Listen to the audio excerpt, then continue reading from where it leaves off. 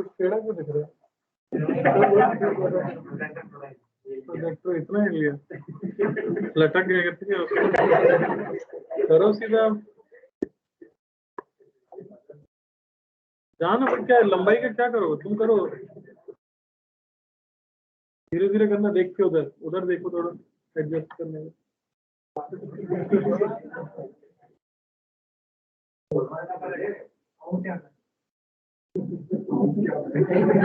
थोड़ा ऐसे घुमाने का ट्राई करना, ऐसे घुमाने का।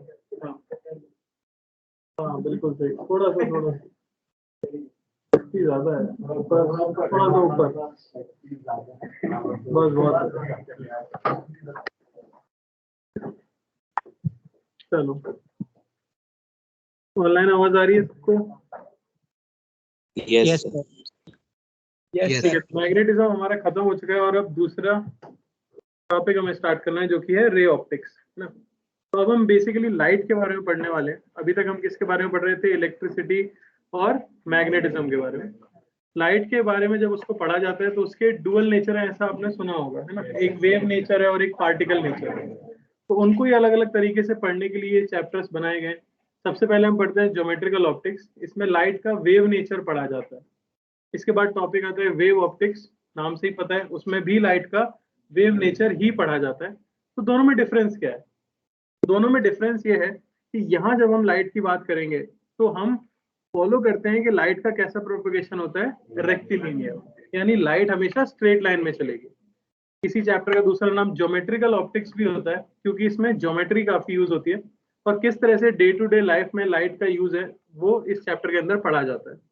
जबकि इसके बाद जो वेव ऑप्टिक्स आएगा उसमें हम काफी छोटे लेवल पे चले जाते हैं, है ना। हम ये देखते हैं कि लाइट की वेवलेंथ कितनी है और बेसिकली डिफ्रैक्शन और इंटरफेरेंस का जो फिनोमेना होता है लाइट का, वो पढ़ा जाता है वेव ऑप्टिक्स में।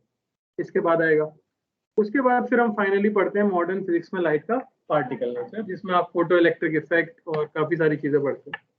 ठीक है, हाँ।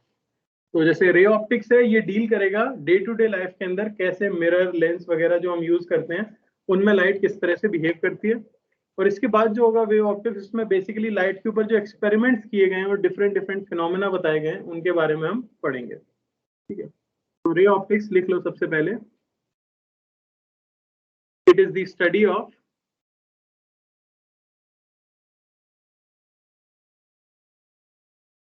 it is the study of wave nature of light, है ना।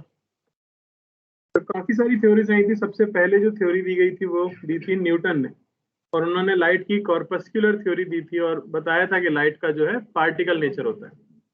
लेकिन फिर कुछ ऐसे एक्सपेरिमेंट्स हुए जिससे कि ये पता लगा, जैसे रिफ्रैक्शन ऑफ लाइट है, तो रिफ्रैक्शन ऑफ लाइट को समझा नहीं पा रहा था उनका कॉर्पस्कुलर थ्योरी थ्योरी आई, और लोगों ने कहा कि ठीक है लाइट का वेव नेचर हो सकता है। तब तक मैक्स प्लैंक का एक्सपेरिमेंट हो गया और उन्होंने बता दिया फिर से कि लाइट का पार्टिकल नेचर है। तो फिर सब मानने लगे कि ठीक है लाइट का पार्टिकल नेचर है। पर तभी तक आइंस्टाइन ने क्या कर दिया, फोटो इलेक्ट्रिक इफेक्ट के बारे में बताया। उन्होंने कह दिया कि इसका, इससे पहले भी एक था है, हाँ, Maxwell's electromagnetic wave theory. Maxwell ने बोल दिया था कि लाइट एक इलेक्ट्रोमैग्नेटिक वेव है। फिर आइंस्टाइन ने बोला कि फोटो इलेक्ट्रिक इफेक्ट है, तो फिर से पार्टिकल की बातें आई। ये सब क्लैश चलता रहा और फाइनली डी ब्रोगली ने पूरी समस्या का समाधान दिया और उन्होंने कहा कि लाइट का कैसा है, डुअल नेचर। तो ये सब थ्योरी है, इनमें इंपॉर्टेंट जो है वो हाइजेंस की वेव थ्योरी है जिसे हम वेव ऑप्टिक्स में पढ़ते हैं। ठीक है ना। और इलेक्ट्रोमैग्नेटिक थ्योरी जो है वो तो हम यहाँ पे पढ़ने ही वाले हैं वेव ऑप्टिक्स के अंदर पूरा। यहाँ पे जो है सिंपल लाइट को हम स्ट्रेट लाइन में मूव होता हुआ मानेंगे। ठीक है, वेव मानते हुए हम यहाँ पे स्टडी करेंगे। चलो, तो बेसिकली लाइट का जो यूज है वो किस चीज में है बताओ? इलेक्ट्रोमैग्नेटिक वेव है लाइट। पहले तो यही लिख लेते हैं कि light is an electromagnetic wave.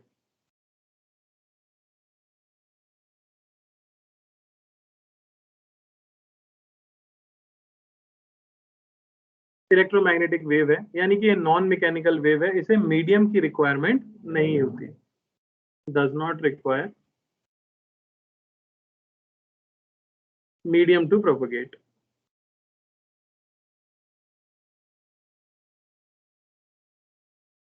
तो वेव्स में आपने सुना होगा लॉन्गिट्यूडनल वेव और ट्रांसवर्स वेव। तो लाइट किस प्रकार की वेव है? तो लिख लो light is a transverse wave.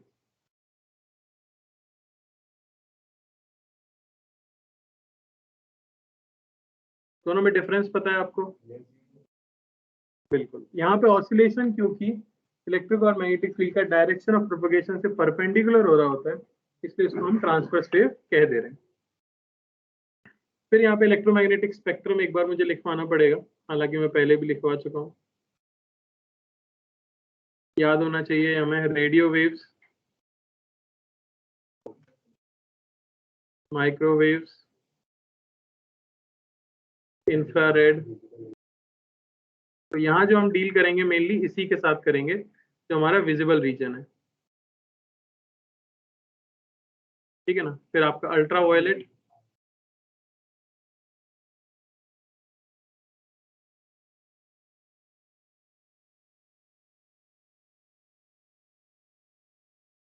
ये विजिबल रेंज है। तो यहाँ जो लाइट मैं बोलूंगा उसका मतलब इसी वेवलेंथ की मैं बात कर रहा हूँ, उसे हम लाइट कहने वाले हैं इस चैप्टर के लिए। ऑर्डर लिखा चुका हूं मैं, याद होना चाहिए। लेफ्ट से राइट की तरफ जाने पर फ्रीक्वेंसी क्या होती है? बढ़ती है, और वेवलेंथ क्या होती है? घटती है।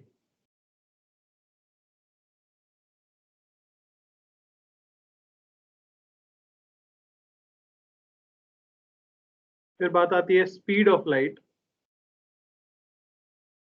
क्या ये मीडियम डिपेंडेंट है? लिखा चुका हूं, मीडियम डिपेंडेंट।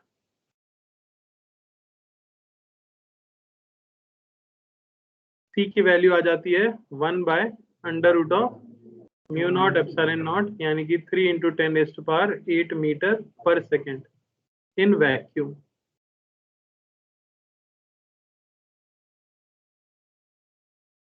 और किसी मीडियम के अंदर C/म्यू, म्यू जहां पे हो जाता है रिफ्रैक्टिव इंडेक्स।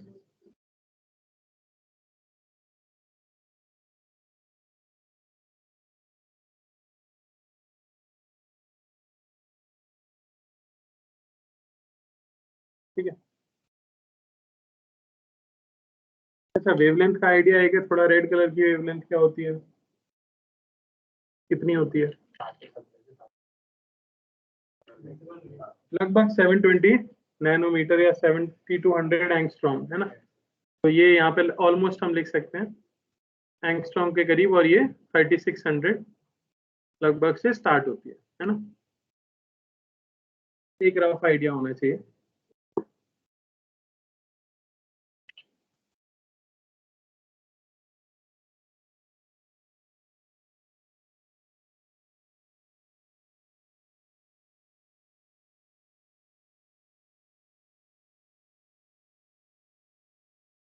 किसी मीडियम में वेव के लिए एक इक्वेशन और पढ़ी थी हमने, v = f लैम्डा, वो यहाँ पर भी वैलिड है। f जहाँ पे होती है फ्रीक्वेंसी, लैम्डा होती है वेवलेंथ, और v होती है वेलोसिटी ऑफ वेव। तो इस पे ज्यादा टाइम नहीं दे रहा हूँ, चाहो तो बोलो तो मैं धीरे धीरे भी बता सकता हूँ, पर ये सब मैंने शायद वेव ऑप्टिक्स में बताया है ना, सॉरी इससे पहले वाले EM वेव।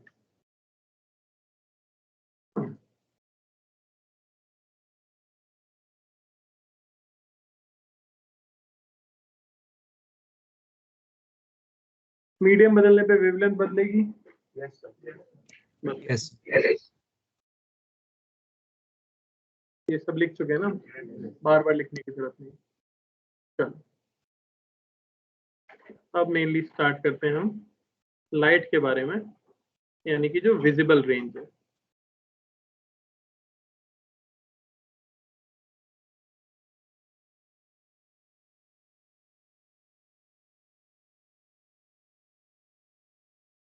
तो यहाँ जितने भी क्वेश्चंस आएंगे, मोस्ट ऑफ द क्वेश्चंस में जिस तरह की लाइट आप यूज करोगे उसे कहा जाता है मोनोक्रोमेटिक लाइट। मोनोक्रोमेटिक लाइट का मतलब क्या होता है? एक ऐसी लाइट जिसके अंदर सिर्फ एक ही वेवलेंथ की लाइट हो, एक पर्टिकुलर वेवलेंथ की। हमें पता है व्हाइट लाइट के अंदर काफी सारी वेवलेंथ्स होती है ना। लेकिन मोनोक्रोमेटिक लाइट अगर कहीं पे लिखा गया है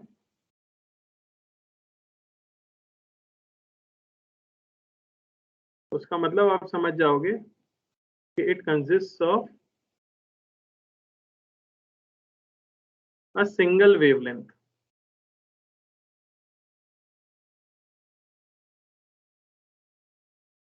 या मैं इसे कलर भी कह सकता हूँ, है ना, एक पर्टिकुलर वेवलेंथ यानी कि एक पर्टिकुलर कलर। सिमिलरली बाइक्रोमेटिक आएगा तो आप समझ जाओगे कि उसके अंदर कितनी है, दो वेवलेंथ है। और पॉलीक्रोमेटिक यानी कि मोर देन टू आप कह सकते थे। तो लिख लो पॉलीक्रोमेटिक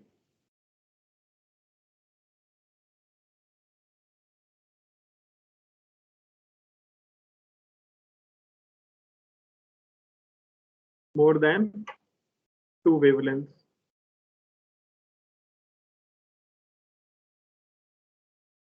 जैसे हम कहें व्हाइट लाइट,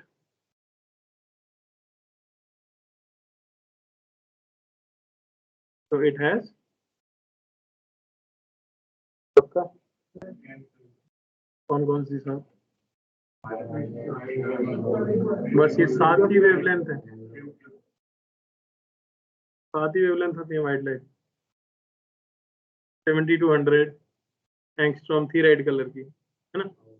तो 70-100 70-102 70-100.2 कितनी वेवलेंथ है इसके अंदर, इनफाइनाइट। मेजर कलर कौन से हैं, 7 जो आप याद रखते हो वेव की, और वो मेजर कलर, तो इसका मतलब यही नहीं है कि इसमें 7 ही wavelength.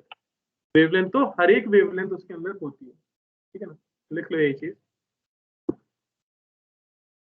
consists of several wavelengths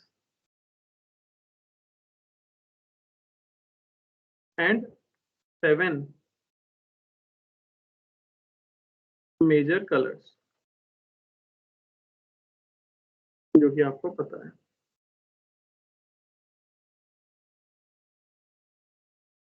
अच्छा, क्या लाइट विजिबल है, कैसी दिखती है बताओ।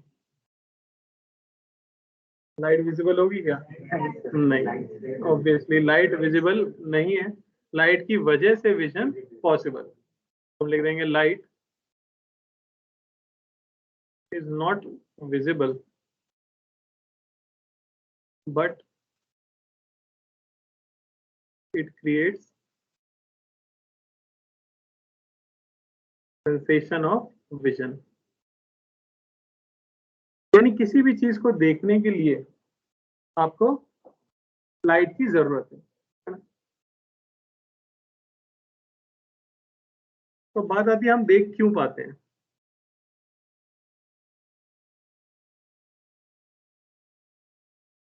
Vision is possible due to, क्या है, किस वजह से देख पाते हैं हम, रिफ्लेक्शन की वजह से, है ना, रिफ्लेक्शन।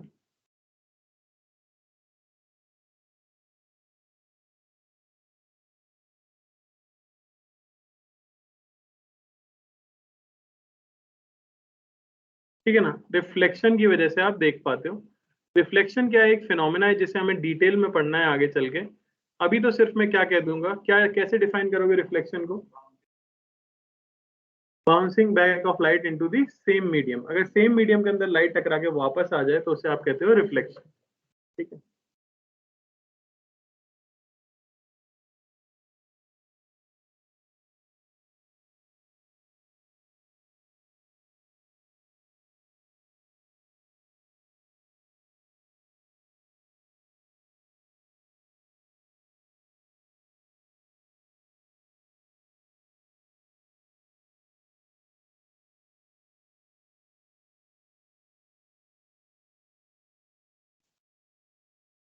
तभी आपको कोई चीज दिखेगी, ये चीज याद रखना। रिफ्लेक्टेड रे जब आपकी आंख में जाएगी तभी आपको कोई चीज दिख सकती है। समझ आ रही बात। या तो सोर्स से अगर डायरेक्ट लाइट आंख में आएगी तो आपको सोर्स दिख सकता है, ठीक है। तो रिफ्लेक्टेड रे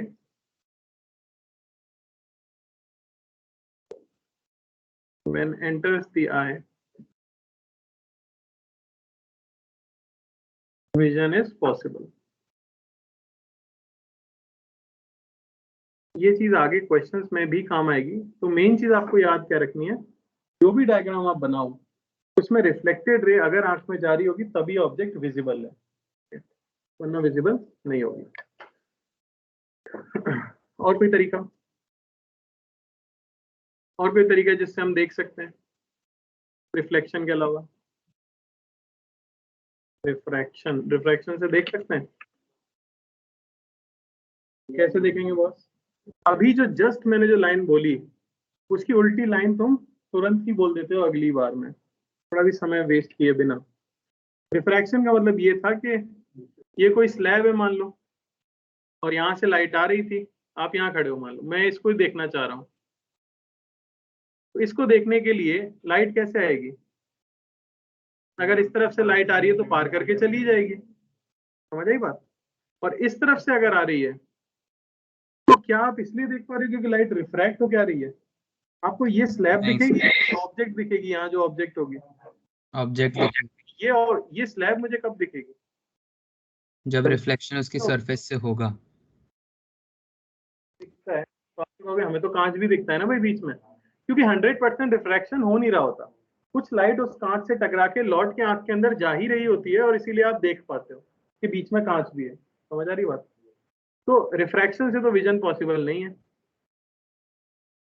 ठीक है? वो भी तभी पॉसिबल है जब लाइट आए, टकराए कांच के ऊपर और हमारी आंख में जाए, भले लाइट आगे भी बढ़ जाए वो अलग चीज है, पर टकरा के आंख पे आना तो जरूरी है, तभी आप किसी चीज को देख पाओगे।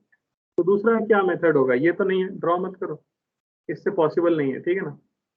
दूसरा क्या होगा? ये इसी का एग्जांपल हो गया रिफ्लेक्शन के, यहाँ लिख लो चाहो तो पार्शियल रिफ्लेक्शन। और क्या तरीका है जिससे आप देख सकते हो? बहुत ही आम सवाल है, मैं उम्मीद कर रहा हूँ सभी लोग देख पाते हैं। तो कैसे देख पाते हैं? डायरेक्टली सोर्स से ही आ जाए तो रिफ्लेक्शन की जरूरत ना हो वैसे। बिल्कुल सही, डायरेक्ट सोर्स से ही जो लाइट आ रही है उसमें रिफ्लेक्शन थोड़ी है। अरे बल्ब दिख रहा है तो कहाँ लाइट रिफ्लेक्ट हो रही है? कहीं नहीं रिफ्लेक्ट हो रही, सीधे सोर्स से आ रही है, तो वो भी पॉसिबल है, ठीक है? और कोई तरीका? सोर्स किस तरह से हो सकते हैं हमारे पास? रेडिएशन है कि नहीं? रेडिएशन, जैसे कि रेडियम चमकता है, कोई रिफ्लेक्शन तो होता नहीं, आपको दिखता है। और वो रात में फायरफ्लाई जो होता है वो भी चमकता है, वो भी हमको दिखता है। समझ आ रही है बात? तो दूसरा मेथड क्या है? रेडिएशन। सिमिलरली एक बहुत ही फेमस एग्जांपल है कि आपके पास एक आयरन की रॉड हो, अगर आयरन क्योंकि जनरली होता है, तो उसे गर्म करने पर वो रेड कलर की दिखती है। अब क्या उसके लिए रिफ्लेक्शन जरूरी है? मान लो आप एक ऐसी जगह पे बैठे हो जहां और दुनिया में लाइट है ही नहीं, सिर्फ एक आयरन की रॉड है और उसे आप गर्म किए जा रहे हो, तो जब ऑब्वियसली वो ठंडी होगी उस समय पर रॉड दिखेगी क्या अंधेरे में? नहीं दिखती है, लाइट बंद कर दो नहीं दिखेगी। लेकिन उसका टेम्परेचर बढ़ाते जाओ बढ़ाते जाओ बढ़ाते जाओ तो एक समय पे वो रेड कलर की आपको ग्लो होती हुई दिखने लग जाएगी। तो क्या बदला उसके अंदर? टेम्परेचर। टेम्परेचर बदलने से क्या बदला ये भी हम पढ़ेंगे, क्या पढ़ चुके हो वेन्स डिस्प्लेसमेंट लॉ के अंदर एक पर्टिकुलर टेम्परेचर पे कोई भी ऑब्जेक्ट एक पर्टिकुलर वेवलेंथ को मैक्सिमम इंटेंसिटी से एमिट करती है। तो रॉड के लिए उस टेम्परेचर पे जो मैक्सिमम इंटेंसिटी से वो एमिट करता है वो होता है कलर रेड, और क्योंकि वो वेवलेंथ विजिबल रेंज में लाई करती है इसलिए आपकी आंखें उन्हें पहचान पाती हैं और आपको रेड कलर का दिखता है। तो याद रखना विजन दो चीजों से पॉसिबल है, पहला है रिफ्लेक्शन और दूसरा है रेडिएशन। हाँ बोलो क्या कह रहे हो?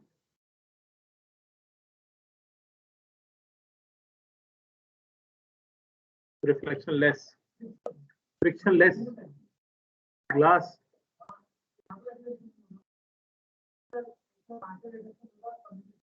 फ्रिक्शन से क्या था भाई उसका रिलेशन? क्यों? लाइट के रिफ्लेक्ट होने का फ्रिक्शन से क्या लेना देना? मैं पूछ, लाइट फिसल जाएगी क्या उसमें? हाँ हाँ, अच्छा, ऐसा कुछ जरूरी नहीं है, पूरी तरह से स्मूथ सरफेस होगी, परफेक्ट रिफ्लेक्शन होगा तो तब होगा जब पूरी तरह से स्मूथ मानेंगे हम। अगर वो इरेगुलर सरफेस होगी तो आपको डिस्टॉर्टेड इमेज दिखेगी, एक जगह पे नहीं दिखेगी साफ, ठीक है ना? तो उसका उससे लेना देना नहीं है। अगर आपके पास एक ओपेक ऑब्जेक्ट है जैसे कि मिरर जो होता है हमारा, आप दुनिया के सबसे स्मूथ ग्लास ले लो और पीछे से उसे ओपेक कोटिंग दे दो तो लाइट रिफ्लेक्ट ही हो।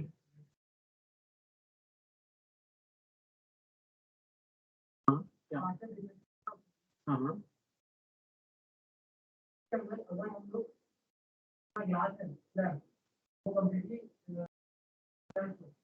पहली चीज मैं ये बताना चाहूंगा कि फ्रिक्शन का लाइट से कुछ लेना देना नहीं है। अब आप सवाल पूछिए, ठीक है। अगली चीज है रेडिएशन। तो यहाँ पे क्या लिख लेंगे हम सीधे सीधे, the source generating light is always visible. इसमें रिफ्लेक्शन की आवश्यकता नहीं है। जैसे यहाँ पे हम बना भी सकते हैं कि अगर आपका रेडियम है, यूएम आता है, एएम आता है, जो भी आता है, ये आपकी आंख है, यहाँ से वेवलेंथ अगर आएगी आपकी आंख में घुसेगी तो आपको ये चीज दिखने लग जाएगी। या ये अगर मुश्किल लग रहा है तो साधारण सा एग्जांपल भी ले सकते हैं, सन, जिनके घर पे बिजली ना भी हो वो भी देख सकते हैं। दिन में आपको सूरज दिखता है वो रेडिएशन का एग्जांपल है, रात में आपको चांद दिखता है वो रिफ्लेक्शन का एग्जांपल है, ठीक है ना।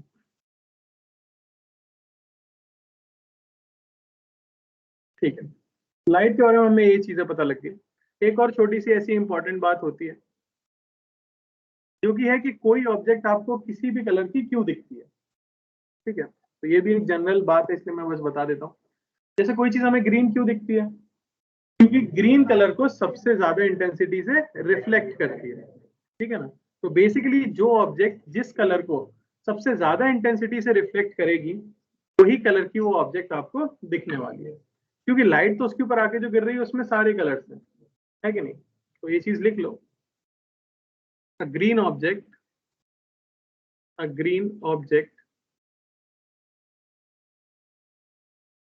appears green as it reflects green color with maximum intensity।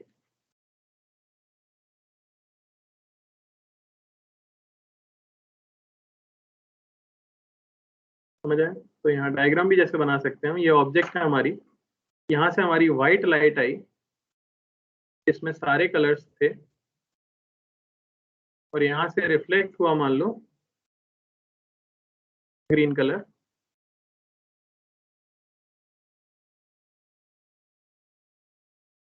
तो आपके दिमाग में आपको क्या लगेगा कि कलर है ग्रीन। समझिएगा, ऐसा होता है। अभी चैप्टर स्टार्ट नहीं हुआ है, ये जनरल चीजें हैं, ये छोटी मोटी चीजें हैं, इनके लिए कोई पर्टिकुलर टॉपिक नहीं होता। ऐसे कोई पूछ सकता है कभी कभार मेंस वगैरह में, ठीक है। तो इसी पे बेस्ड एक क्वेश्चन है, ठीक है।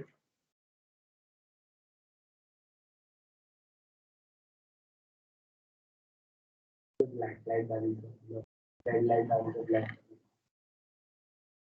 लाइट डाली और ब्लैक दिखा, मतलब कि वो एब्जॉर्ब हो गया, यानी कि वो किसी और कलर का होगा, रेड कलर का नहीं होगा,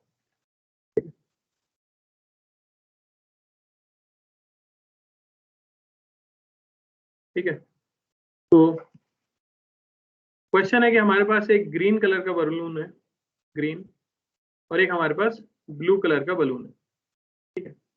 इनके ऊपर हम लाइट डालते हैं, वो है ब्लू कलर की, ठीक है। तो which balloon will be at higher temperature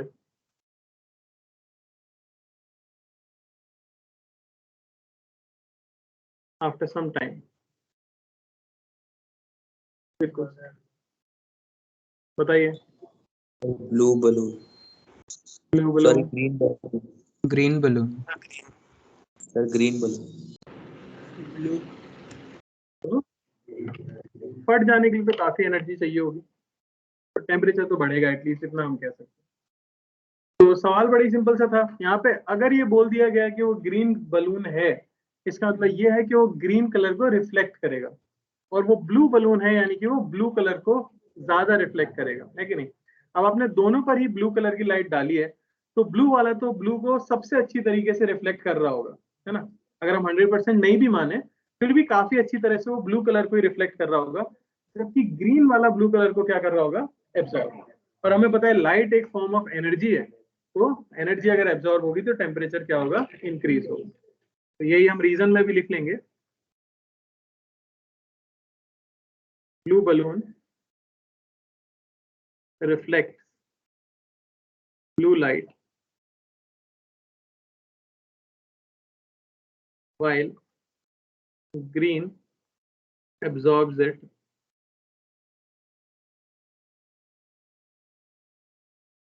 which causes increase in temperature.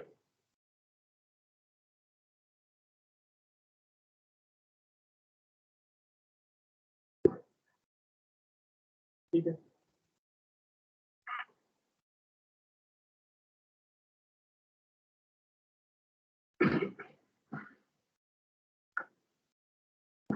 Sir एक मिनट, वो रेडिएशन टॉपिक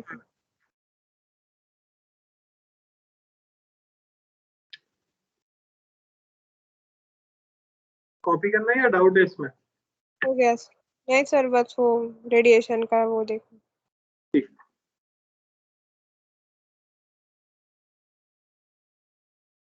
एक और सवाल।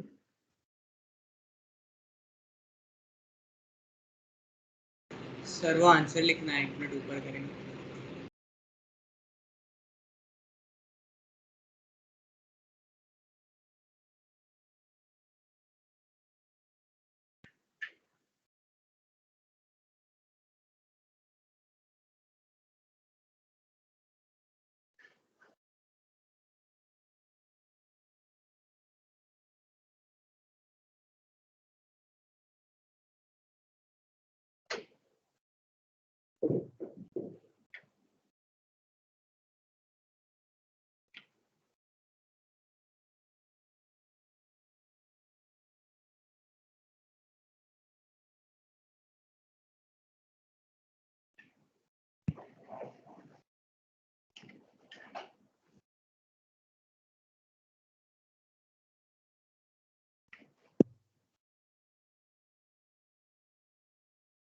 ठीक है, तो आपको बताना है E1 और E2 जो दो आंखें हैं, उनके लिए जो कलर उनको दिखेगा बल्ब का, उसके लिए क्या रिलेशन होगी? उनको ऑरेंज कलर ही दिखेगा या ऑरेंज के अलावा?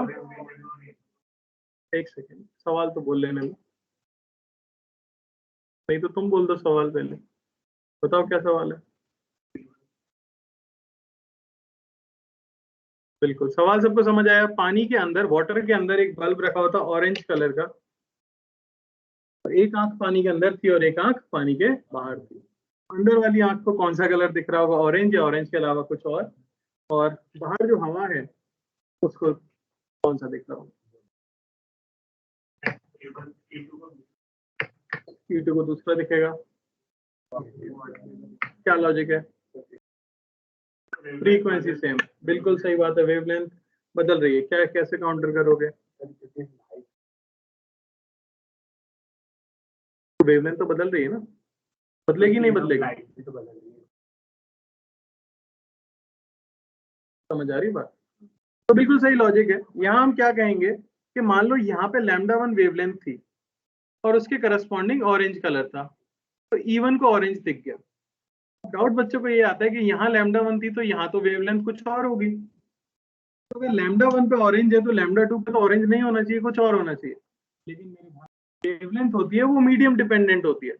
ऑरेंज कलर की वेवलेंथ पानी के अंदर λ1 हो और एयर के अंदर वही वेवलेंथ λ2 हो सकती है। ऐसा क्यों? क्योंकि फ्रीक्वेंसी जो है वो मीडियम इंडिपेंडेंट है, और कलर जो है, कलर प्रॉपर्टी होती है फ्रीक्वेंसी। ये आपको याद रखना है कि कलर जो है वो प्रॉपर्टी होती है किसकी? फ्रीक्वेंसी की। तो जब तक फ्रीक्वेंसी नहीं बदलेगी तब तक कलर नहीं बदलेगा, है कि नहीं? पर हम भी कभी बल्ब खरीदते तो इतना सोचते थोड़ी हैं कि मान लो हमने यहाँ लगाया और वहां से देखा तो कौन सा कलर दिखेगा, उस हिसाब से मैं बल्ब मांगू कि भैया मुझे ऑरेंज देखना है तो ब्लू दे दो। दुकान वाले का सर फट जाएगा, क्या चल ऑरेंज चाहिए ब्लू चाहिए। तो क्या याद रखेंगे हम सीधे सीधे कि colour is the property of frequency. which remains unchanged, on changing medium.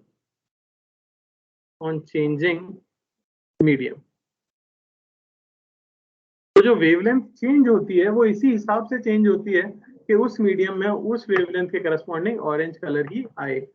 E1 के लिए भी हमारा ए आंसर है और E2 के लिए भी ए आंसर है, दोनों को ही ऑरेंज कलर दिखने वाला है। क्लियर? ये थी कुछ जनरल चीजें जिसमें एक ये कलर वाली बात आपको याद रखनी है, दूसरा रेडिएशन को याद रखना है। स्टार्ट करते हैं फिर reflection of light.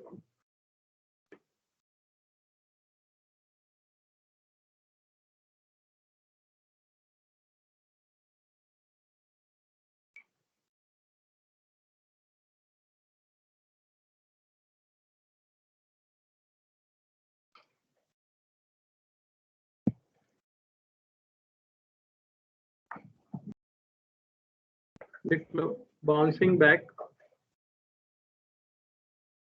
of light from a medium boundary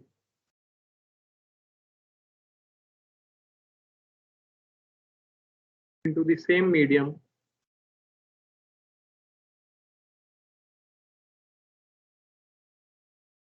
is called reflection.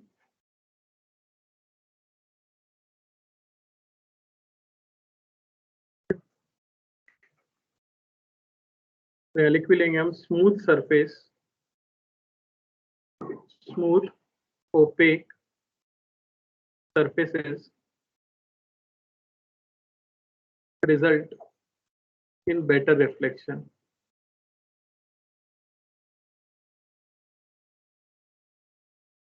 तो कैसा भी सरफेस हो सकता है आपका, कैसे भी शेप का सरफेस हो सकता है, उसको एक साइड से हम क्या करते हैं, सिल्वरिंग करते हैं जिससे कि वो ओपेक हो जाए। तो लाइट रे इस तरह से आती है, टकराती है और लौट जाती है। ठीक, इस जगह पर अगर लाइट टकराई है, उसी पॉइंट पर अगर आप एक नॉर्मल ड्रॉ कर देते हो, यानी वहां जो टेंजेंट है उससे परपेंडिकुलर अगर आप लाइन ड्रॉ करते हो तो उसे कहा जाता है नॉर्मल।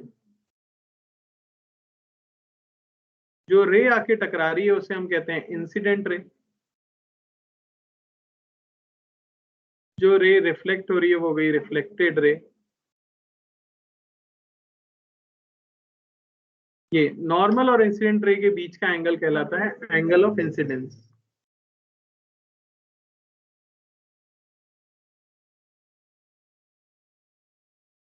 तो ये आर कहलाता है एंगल ऑफ रिफ्लेक्शन।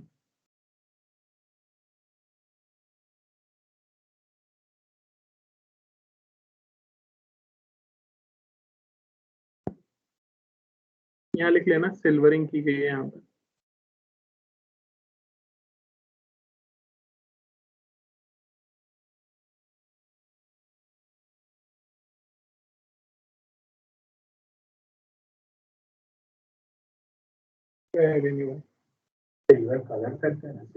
सिल्वर की कोटिंग होती है, सिल्वर के कलर की कोटिंग होती है बेसिकली। असली चांदी तो कहाँ लगेंगे, 10 रुपए का कहाँ चलता है। सिल्वर भी वैसे कोटिंग करने के लिए बहुत महंगा नहीं पड़ेगा शायद, सस्ता ही तो है। कितना है? किलो है भाई, किलो किलो। और सोना कितना है? तो फिर कौन सस्ता हुआ? अरे 1 किलो मिल रहा है यार, ये गहने की चीज 1 किलो सोना लिया होगा जाके, 1 किलो हीरा लिया हो नहीं आता ना। 1 किलो चांदी ले, कोई बड़ी बात नहीं। 40,000 रुपए इतना भी ज्यादा थोड़ी है। 40-50,000 रुपए तो कमा लेता आदमी, ठीक है। हाँ, चांदी की ईंट लेके घूमोगे ना यार, कहाँ से अभी ये रही। ठीक है, ये भी सैलरी उसमें चेन नहीं आएगी ना भाई। क्या आएगा 10 ग्राम का, क्या बनेगा? चलो ये हो गया। इसके बाद कुछ टर्म्स हैं जो यूज करी जाती हैं, जैसे पहली कहलाती है ग्रेजिंग इंसिडेंस।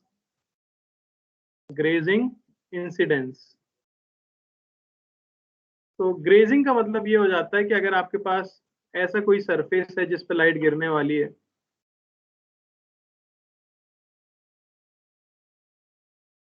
तो इसके लिए नॉर्मल ऑब्वियसली ऐसा कुछ बनेगा।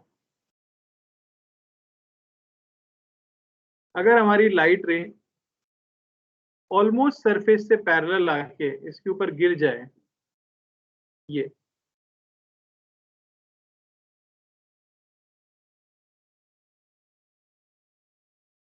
ग्रेज करती हुई, है ना, तो ये जो एंगल ऑफ इंसिडेंस है आपका आई, ये टेंड करे किसको, 90 डिग्री को, तो उसे हम कहते हैं ग्रेजिंग इंसिडेंस। इसी तरह से कहलाता है नियर नॉर्मल इंसिडेंस।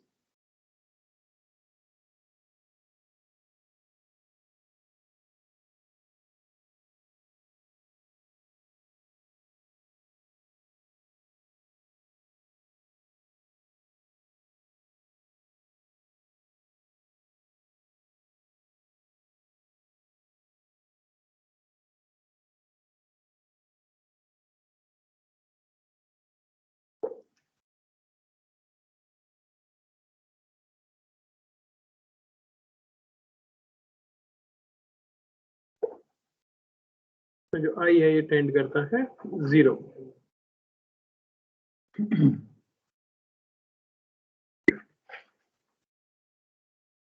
अब जो लाइट है, देखा गया कि वो पर्टिकुलर सेट ऑफ रूल्स को फॉलो करती है जब रिफ्लेक्शन हो रहा होता है आइडियल कंडीशंस में। तो वो रूल्स क्या है उन्हें लिख लेते हैं हम, रूल्स ऑफ रिफ्लेक्शन या लॉज ऑफ रिफ्लेक्शन।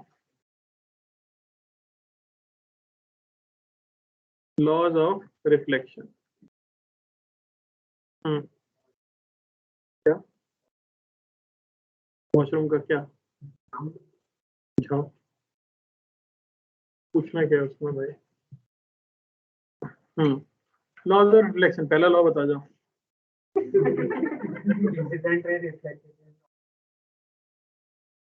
नाइस, देख लो भाई। पहला, क्या फर्क पड़ा, क्या फर्क पड़ा, लिख लो भाई। Incident ray, reflected ray and normal all lie in the same plane। Mathematically बोल सकते हो, ये तो बच्चों वाला हो गया है, जैसे अनपढ़ लोग बताते हैं ना, वैसा थोड़े पढ़े लिखे लोगों की तरह बताओ।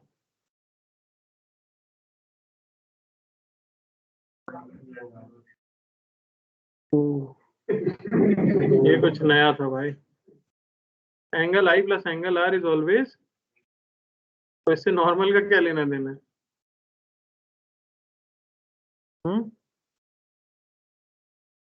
इससे प्रूव हो जाएगा कि एक ही प्लेन में, तो काहे बोल रहे हो फिर?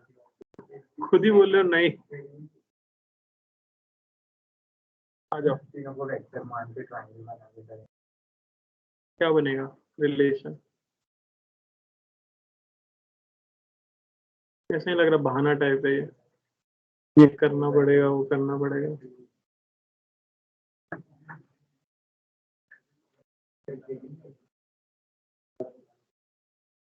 वॉल्यूम ऑफ पैरेलल पाइप क्या होती है? पैरेलल पाइप पता है क्या वॉल्यूम होती है? Box product, scalar triple product, छोड़ो। अरे दो का क्रॉस करके तीसरे के साथ डॉट करेंगे तो क्या आ जाएगा? किन्हीं भी दो का क्रॉस करके अगर तीसरे वाले के साथ डॉट करें तो 0 आएगा कि नहीं आएगा?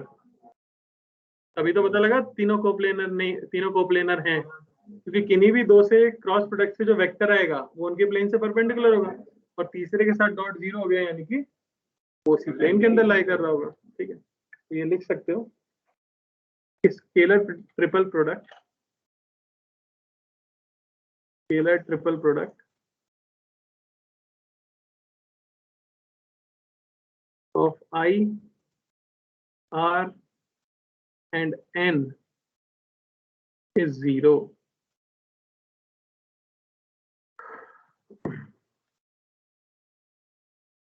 Law number 2.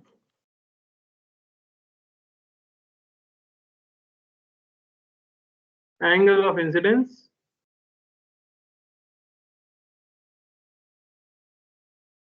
is equal to angle of reflection.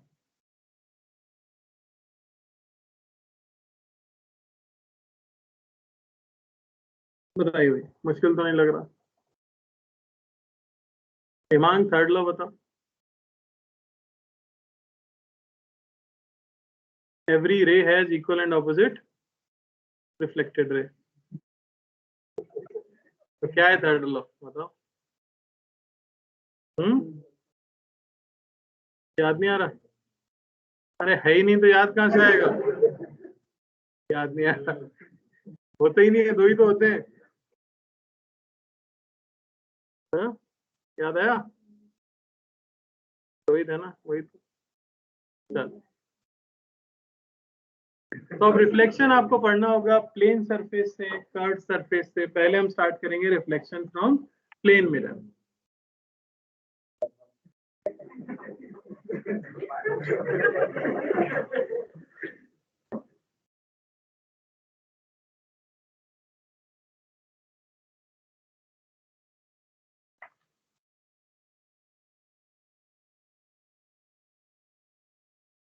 तो प्लेन मिरर बनता है कैसे?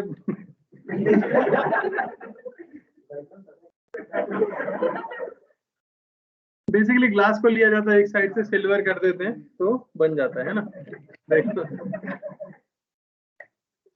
उसके बारे में कुछ कुछ चीजें हमें लिखनी है.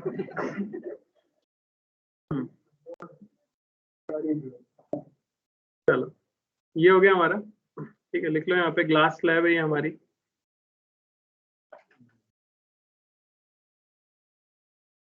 और इसको क्या करते हैं, पीछे से सिल्वरिंग.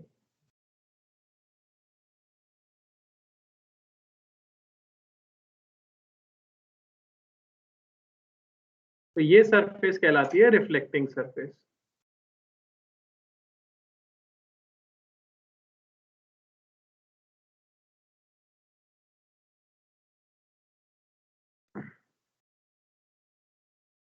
अब कभी भी आपको क्या होगा, इमेज फॉर्मेशन के बारे में सीखना होगा. स्कूल में या बोर्ड में जब क्वेश्चन आएगा तब तो आपको बहुत अच्छी तरह से ड्रॉ करना पड़ेगा सब कुछ. पर अच्छी बात यह है कि हम जो प्रिपरेशन करेंगे उसमें कभी हमें ड्राइंग नहीं बनानी पड़ेगी. पर थोड़ा बहुत मैं बना के दिखाता हूँ कि होता कैसे, कैसे किसी मिरर से इमेज का फॉर्मेशन होता है.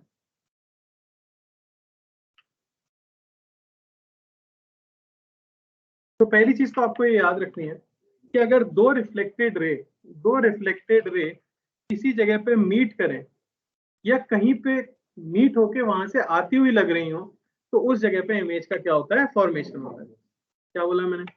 अगर दो रिफ्लेक्टेड रे किसी जगह पर असलियत में मीट करें या किसी जगह से मीट होके आती हुई लग रही हो, रियलिटी में कभी मीट ना करें, तो इमेज का फॉर्मेशन होता है. दोनों केसेस में जो इमेज फॉर्म होती है उनको अलग अलग नाम दिया जाता है. जैसे सबसे पहले अगर मैं बोलूं कि हमारे पास एक ऑब्जेक्ट है यहाँ पर, यहां से अगर आप एक रे बनाते हो जो कि इस तरह से जाती है, तो हम देख सकते हैं इसका एंगल ऑफ इंसिडेंस कितना है. राम मत बोलना, मैंने कहा. हाँ, ये नॉर्मल से एंगल देखते हैं, मिरर से एंगल नहीं देखते ना. तो नॉर्मल तो ये, तो उसके साथ तो 0 डिग्री आई है, 0 डिग्री आर है. ठीक है, तो ये जो लौटती हुई रे होगी ये हमें कहाँ से आती हुई दिख रही होगी, कुछ इस तरह से. हमें तो नहीं पता कहाँ से आ रही है, पर इसी लाइन के अलोंग से कहीं से आ रही होगी. दूसरी रे, अब ये ऐसा मत सोचना या तो ये ऑब्जेक्ट खुद लाइट बना रही होगी या इसके ऊपर लाइट गिर के फिर मिरर पे गिर रही होगी. बात समझ आ रहा है ना? तो ट्रेसिंग करते हैं यही याद रखना है कि लाइट हमेशा शुरू कहाँ से करेंगे, हम ऑब्जेक्ट से, और गिराएंगे किसके ऊपर, मिरर के. तो दूसरी वाली मान लो कि मैं ऐसे गिरा देता हूँ. अब इस पॉइंट पर मुझे चाहिए नॉर्मल, तो ये हो गया हमारा नॉर्मल. तो ये हुआ आपका एंगल ऑफ इंसिडेंस. तो इतने ही एंगल ऑफ रिफ्लेक्शन पे लाइट यहां से चली जाएगी. तो ये वाली लाइट रे कहां से आती हुई लग रही है, तो आप देखोगे पीछे अगर एक्सटेंड किया जाए तो यहाँ से दो रिफ्लेक्टेड रे का अगर इंटरसेक्शन पॉइंट आपको मिल गया रियलिटी में या मिरर के पीछे, जिसे वर्चुअल कहा जाता है, वहां पर तो इमेज का फॉर्मेशन हो जाता है और यहाँ फॉर्म हो जाएगी आपकी इमेज। समझ आया? क्योंकि यहाँ पर रिफ्लेक्टेड रे असलियत में मीट नहीं कर रही हैं, तो ऐसी इमेज को कहा जाता है वर्चुअल इमेज।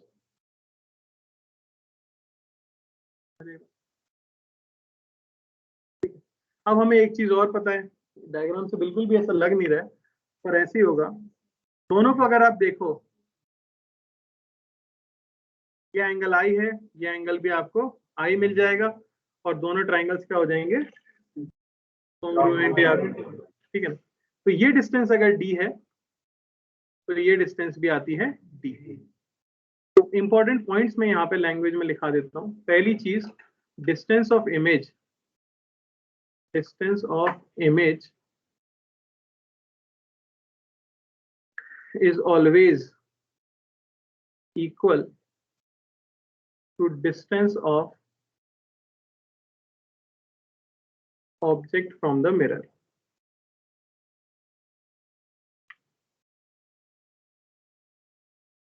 और बहुत जरूरी है कि आप समझो ये डिस्टेंस का मतलब परपेंडिकुलर डिस्टेंस है, ठीक है ना, perpendicular distance.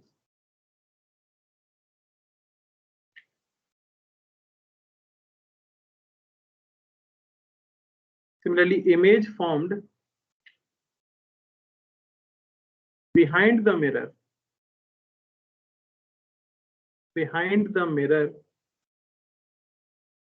is virtual image.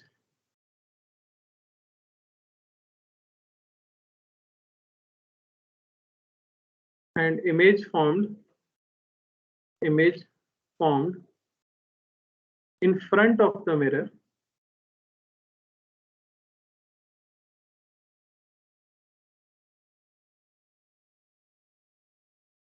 is called real image.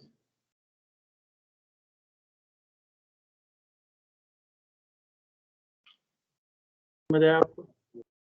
क्या प्लेन मिरर रियल इमेज बनाता है?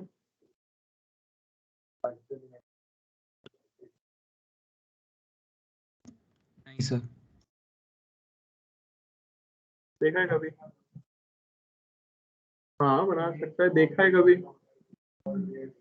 देखा होगा, ये देखा।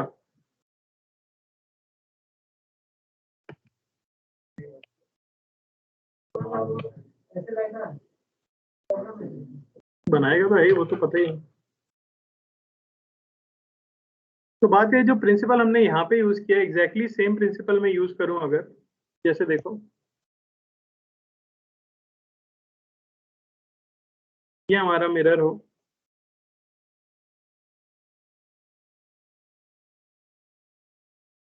और इस बार जो ऑब्जेक्ट है वो वर्चुअल है। ठीक है, तो यहाँ पे ऑब्जेक्ट तो कैसी थी, रियल ऑब्जेक्ट थी।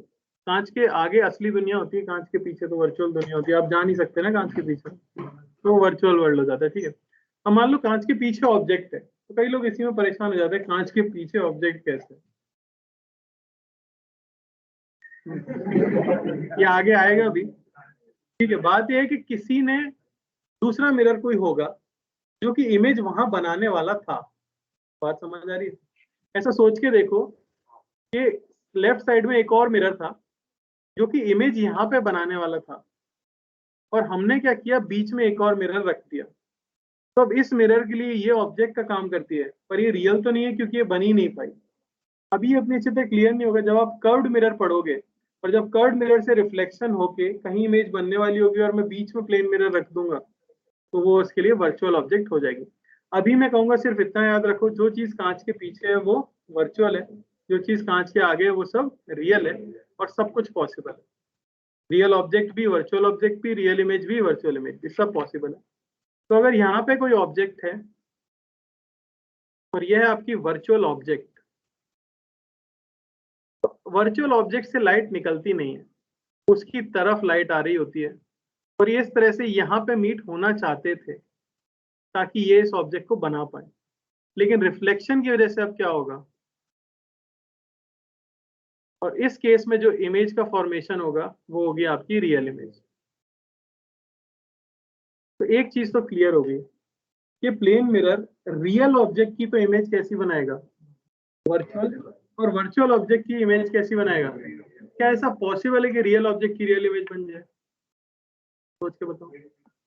हाँ, प्लेन मिरर में ही बात कर रहे हैं हम, यहाँ सब कुछ प्लेन मिरर के रिस्पेक्ट में ही बताना है आपको। आप दर्पण के सामने आके खड़े हो और आपकी इमेज आपके बगल में खड़ी हो, ऐसा हो सकता है क्या? ऐसा नहीं हो सकता, ठीक है, ऐसा संभव नहीं है, क्योंकि ऐसा नहीं हो सकता कि रे यहां से निकली, टकराई और फिर मीट कर गई, फिर तो स्प्रेड ही होती है ना आगे चल के रिफ्लेक्ट होने के बाद। तो लिख लो, plane mirror can not form real image of real object and virtual image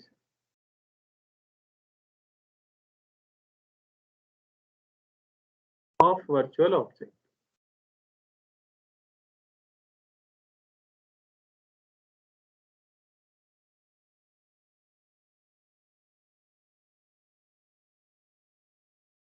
ठीक है,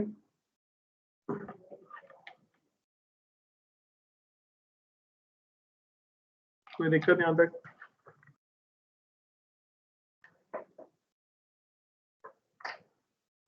तो अब क्वेश्चन कैसे आएंगे उसके ऊपर आ जाते हैं। तो क्वेश्चन आता है फील्ड ऑफ व्यू के ऊपर।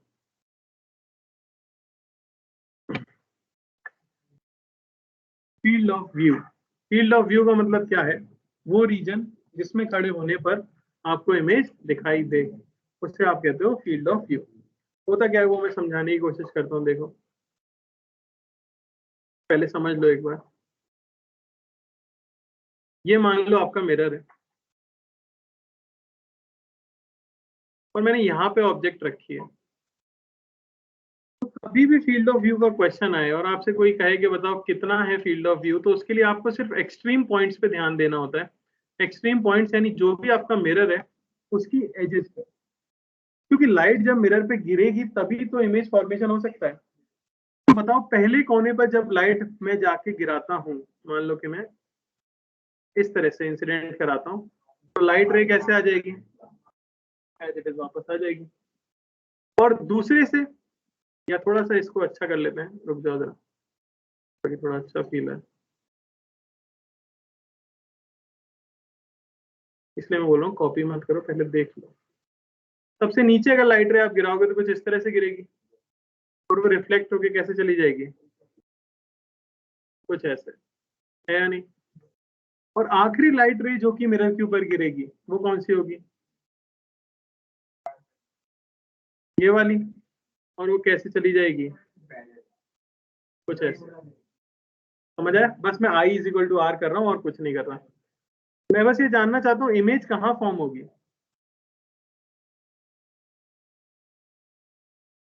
इसको एक्सटेंड करेंगे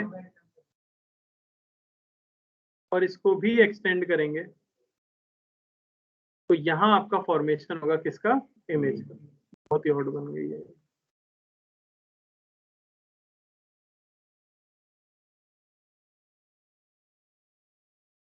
समझ आया? तो ये आपकी इमेज फॉर्म हुई। तो फील्ड ऑफ व्यू किसे कहना चाह रहा हूँ?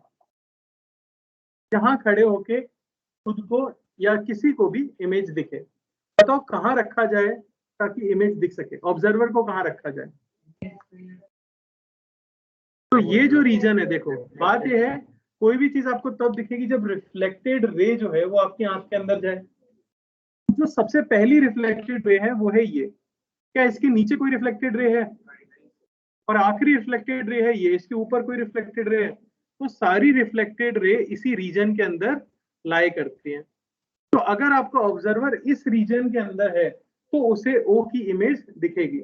यहाँ मैं सवाल ये भी पूछ सकता हूँ कि जो ओ है उसको खुद की इमेज दिखेगी क्या? नहीं दिख रही। ओ को खुद की इमेज नहीं दिख रही है। आपने कभी ऐसा नोटिस किया किसी बिल्डिंग पे अगर कांच लगा हो, है ना, तो बिल्डिंग पहुंचने से पहले अगर कोई उस तरफ से आ रहा है तो उसकी इमेज आपको दिखने लग जाती है। उसको खुद को वो नहीं दिख रहा होगा अभी, है ना? वो यही सिचुएशन है। कोई अगर यहाँ पे खड़ा होगा तो उससे ओ की इमेज दिखेगी, ऑल्दो ओ अभी मिरर के सामने आया भी नहीं है। तो ये जो रीजन है इसे हम कहते हैं फील्ड ऑफ व्यू। लिख लो।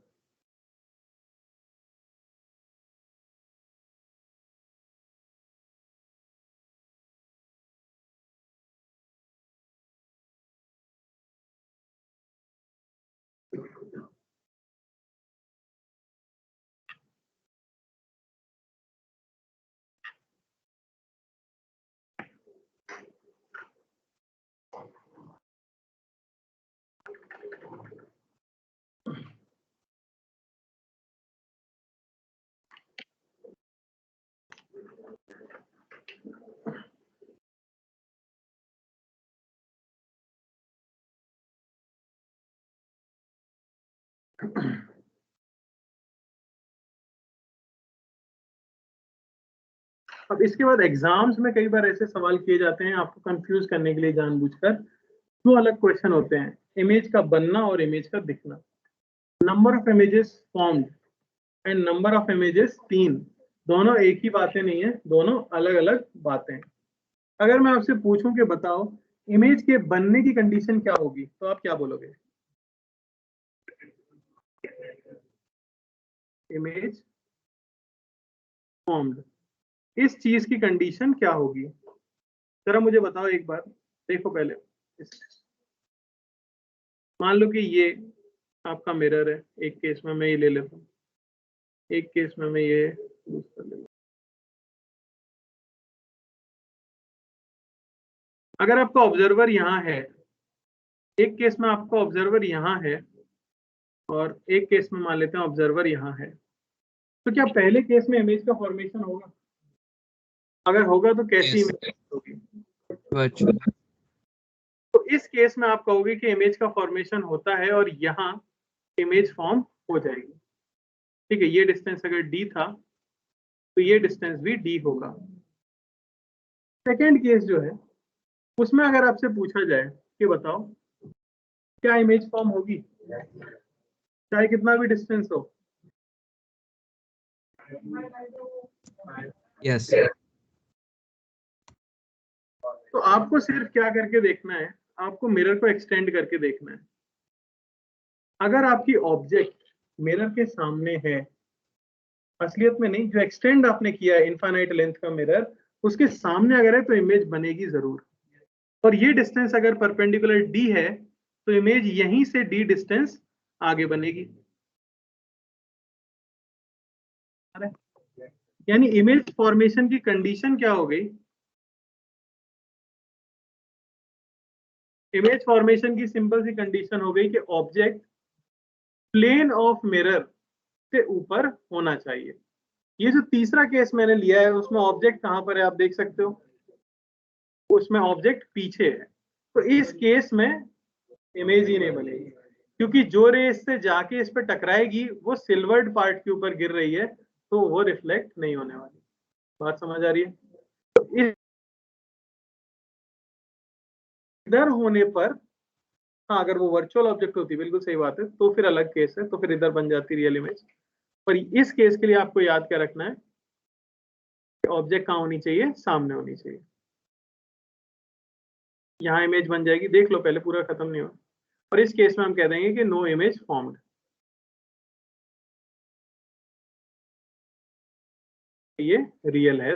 तो अच्छा, अब मैं कहना चाहता हूँ क्या पहले केस में जो ऑब्जेक्ट है उसे अपनी इमेज दिखेगी? क्या है फील्ड ऑफ व्यू, आपने इमेजिन कर पाए क्या? कैसा आएगा?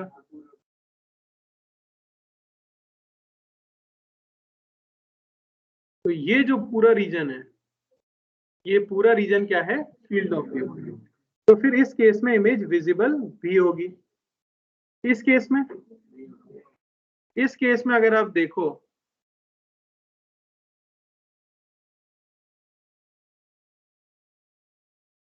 तो ये आपका फील्ड ऑफ व्यू है, और क्योंकि ऑब्जेक्ट उसके अंदर नहीं है तो इमेज दिखेगी नहीं। समझ आ रहा है? इस केस में तो कुछ हो ही नहीं रहा है, तो इसमें हम कह देंगे कि image is formed and visible.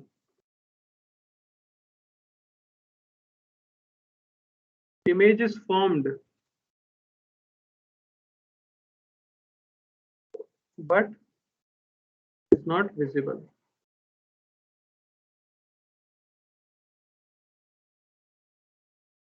तो फील्ड ऑफ व्यू का कॉन्सेप्ट समझ आया कि नहीं?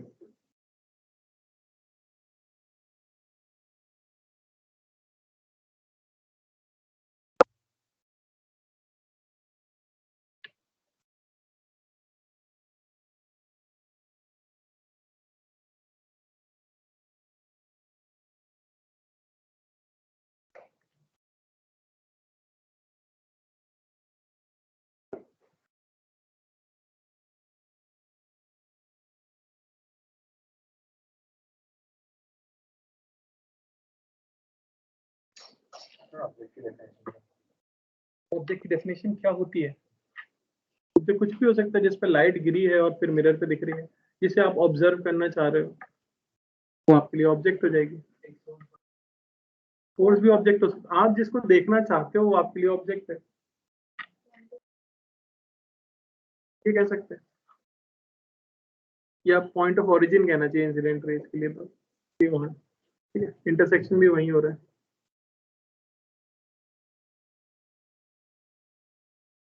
हो गया ये कॉपी?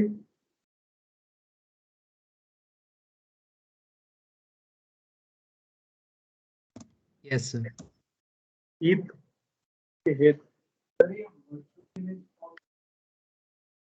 कौन सी वाली? हाँ, ये सब वर्चुअल इमेज फॉर्म होने के लिए, उसमें धीरे धीरे आएंगे, अभी कुछ ज्यादा परेशान होने की जरूरत नहीं।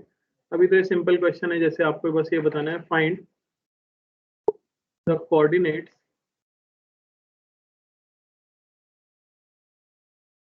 Of field of view.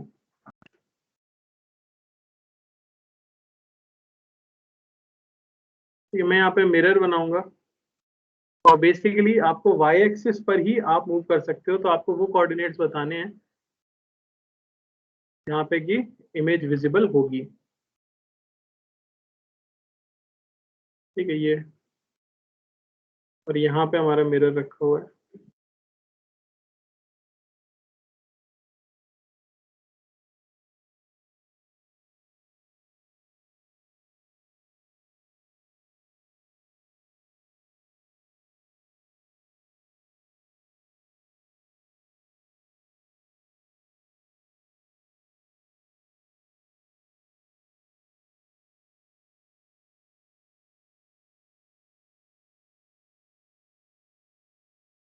Object यही ओ पे ही है।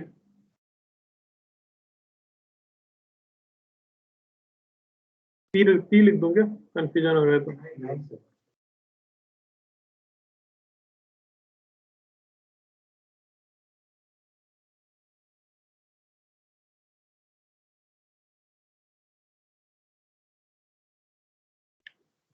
इतना काफी होगा, 2 से समझ जाओगे। पहले आंसर बोल दो, टाइम पास मत करो। कहाँ से कहाँ तक?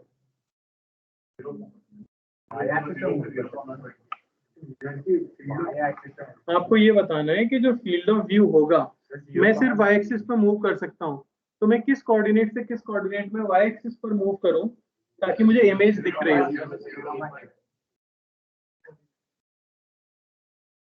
जिनको नहीं समझ आ रहा जल्दी से कॉपी करो, फिर मैं सॉल्यूशन बताऊंगा।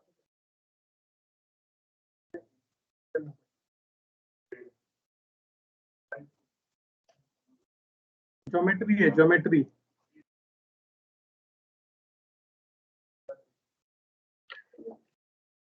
ये सबको दिख रहा है, पहली लाइट नीचे से गई, टकराई और लौटी, तो एक रे तो यहाँ गई, तो यहाँ से दिखना शुरू हो गया। आपको बस ये देखना है, ऊपर वाली के लिए रे ऐसे गई, यहाँ टकरा के कुछ ऐसे जाएगी। अब मुझे यही पता करना है कहाँ जाएगा, तो मैंने ये परपेंडिकुलर ड्रॉप किया। ये एंगल थीटा है अगर, तो ये एंगल भी क्या होगा, और ये एंगल भी क्या है। अब देख लो जरा, ये डिस्टेंस कितनी है, 4, तो ये भी कितनी होनी चाहिए, 4। तो ये कोऑर्डिनेट हो गया 0,8। तो फील्ड ऑफ व्यू में सिंपली कह दूंगा इस केस में 0,0 से लेके 0,8।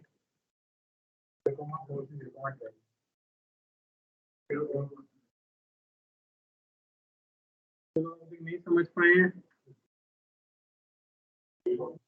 सोच के बोलो आराम से। 0,2 से 0,10।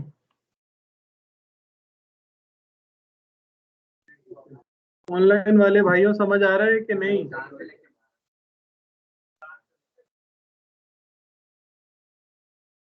डबल यस आर और 12 और देखो भाई, सबसे पहले वाला नीचे गया, ये टकराया, ये कुछ यहाँ पहुंचा, तो यहाँ से दिखना शुरू होगा। अब ये जो एंगल है वही ये एंगल है, तो जितना नीचे से आया है उतने ऊपर जाएगा। तो 2, ये 2 है, तो ये भी कितना होगा? सेंटीमीटर कहाँ से होगा?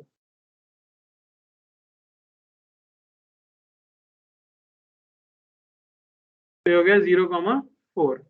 यहाँ से दिखना शुरू होगा। और कहाँ तक दिखेगा उसके लिए? ऊपर वाला, ये ऐसे टकरा के कुछ ऐसे जाएगा, ये एंगल इक्वल है इस एंगल के, तो ये टोटल 6 नीचे से आया है, तो 6 ऊपर जाएगा। तो यहाँ से ये हो गया 6, यानी कि 0,12। तो फील्ड ऑफ व्यू 0,4, 0,12। और सवाल की लैंग्वेज सोच रहे हो? A detector is moving along the y-axis with a speed of 2 centimeter per second. Find the time for which image is visible. करना क्या है? बस डिस्टेंस निकाल के अपॉन इतना सा काम। और देखो सवाल तीसरा, डबल करना है। अगर लोगों को अभी तक नहीं क्लियर हुआ तो मैं बता दूं, डबल करना होता है वाई कोऑर्डिनेट को, बस, है ना? दिख रहा होगा ना ये तो। लैंग्वेज वाला देते हैं।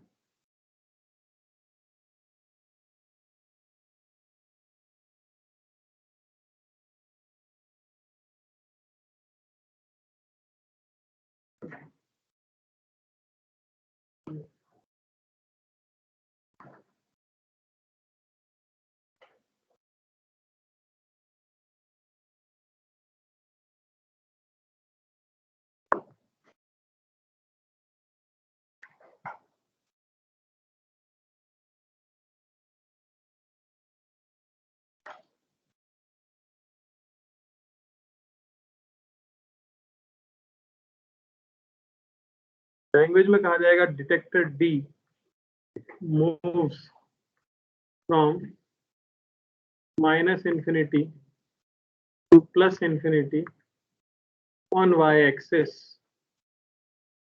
at 2 unit per second लिख देते हैं, जो भी यूनिट हो।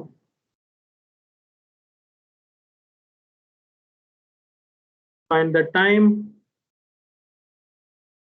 for which image is visible.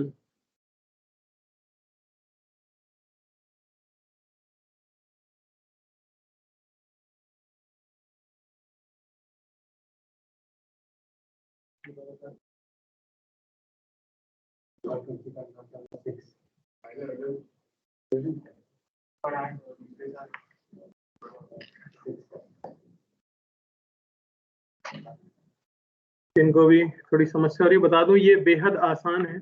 इसी में अभी थोड़ा और टाइप आएगा, वो थोड़ा सा ट्रिकी होगा। इसमें तो कुछ करना ही नहीं है, लिटरली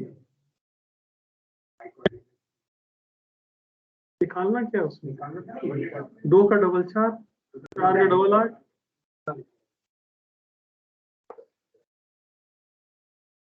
छह सेकेंड सबका रह गया, क्या कर देंगे फटाफट?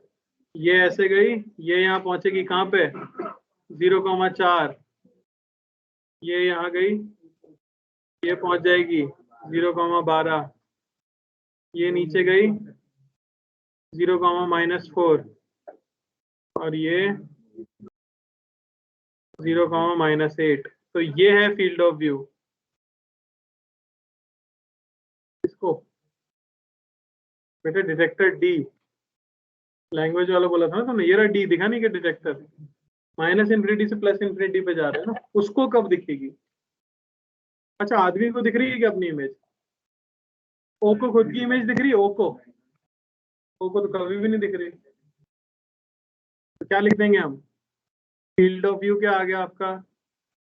यहाँ गया 0, -8 से 0, -4 एंड 0, 4 से 0, 12। तो यहाँ 4 यूनिट्स और यहाँ 8 यूनिट्स, तो टोटल 12 यूनिट्स के लिए। तो टाइम सिंपली हो गया, हाँ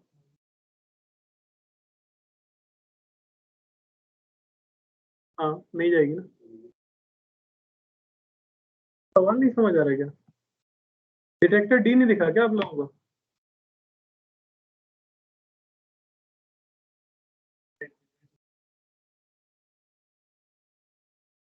मतलब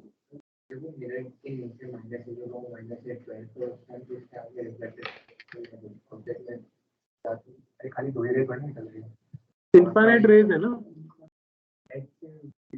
तुम कह रहे हो 0, -8 पे जब वो पहुंचेगा तब एक ही रे है, तो कौन सी रे आ रही है? कौन डाल रहा है? ये डिटेक्टर है, ये है ऑब्जेक्ट, ये ऑब्जेक्ट फिक्स है वो तो, और तुम उसी की सोच रहे हो ना इमेज। हाँ यार, ओ की इमेज देखनी है, ओ की। तुम भी वही सोच रहे थे।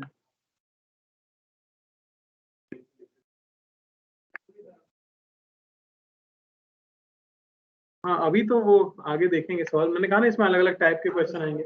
एंगल पे मिरर आएगा, फिर ऑब्जेक्ट हमेशा उसी लाइन पे नहीं होगी। अभी ये जो आप डबल कर दे रहे हो ना बड़ी आसानी से, ये तभी पॉसिबल है जब ऑब्जेक्ट और वाई एक्सिस सेम है। ऑब्जेक्ट वाई एक्सिस पर ही है, पर वो थोड़ा सा आगे चल जाएगा ना, तो फिर वो डबल नहीं होगा एग्जैक्टली। करेंगे अगली क्लास में करेंगे। करना वही है, ज्योमेट्री है, ठीक है ना। सिमिलर ट्राइंगल करना है बस आपको, और कुछ नहीं है, ठीक है।